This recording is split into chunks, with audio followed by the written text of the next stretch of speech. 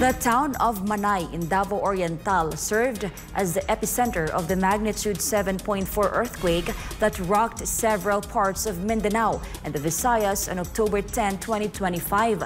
Meanwhile, some residents remain displaced after their homes were destroyed by the powerful quake. The details from Paul Montebon.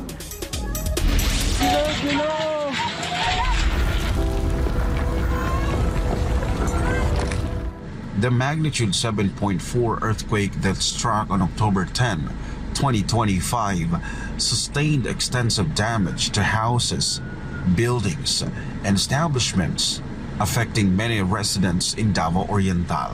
According to reports, hundreds of houses were destroyed and hundreds more were damaged, while thousands of residents were affected. In total, around 71,000 families were affected, with several casualties and injuries also reported. As days passed, it still hasn't been easy for some residents to recover from the said calamity. Just like Wilmar, whose 7 years of hard work to build a decent home were suddenly destroyed by a fury of nature. Isa lamang ang bahay na ito ni Mang Wilmar dito sa Barangay San Ignacio, Manay, Davao Oriental sa lubhang mga naapektuhan matapos ang pagtama ng magnitude 7.4 na lindol sa Davao Oriental. Dahil sa lakas ng impact ng lindol sa kanilang lugar, sa tahanan mismo nila Wilmar ay makikita na ilang peraso na lang ng mga semento ang naiwan sa kanilang dingding. Nag-iwan rin ng malalaking bitak sa loob ng kanilang tahanan. Kaya naman buong mag-anak ay mas pinili muna na pansamantalang iwan ang lugar na ito habang naghihintay ng mga oportunidad o mga pagkakakitaan para sa pagsisimula sa kanilang buhay. Pag lindol, yung maliit ko na 2 years na bata, sabi ko, lindol, labas kayo. Paglabas namin dito talaga, sir, malakas na, tapos nakabitak-bitak na yan dyan, tapos na ano yan, nakababa na ba yung lupa. Tapos yung asawa ko nandito, yung mga anak ko dito. Siyempre, sir, natakot sa lakas ng 7.4. Wala naman na ano sa pamilya niya? Wala naman. Wala na kasi pinalabas ko man sila. Sabi ko labas.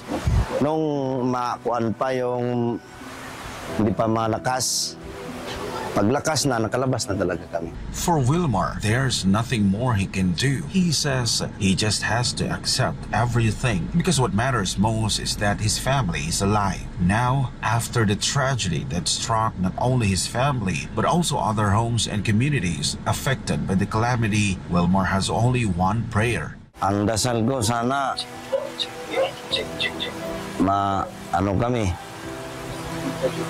itong walang nasaktan, ganyan ba? Walang nasaktan sa amin. Yan lang. Sa amin lang, sa mga anak ko at sa asawa ko walang nasaktan. For now, Wilmar's family earns a living by selling fish, saving whatever they can as they slowly start to rebuild their lives. Sa ngayon, sir, pakunti-kunti lang. Pag may isda, dyan sa labas, binta mo, kunti lang yung income, makaraos lang sa isang araw ba na income namin. Ganyan lang sa araw-araw. Pag wala talaga.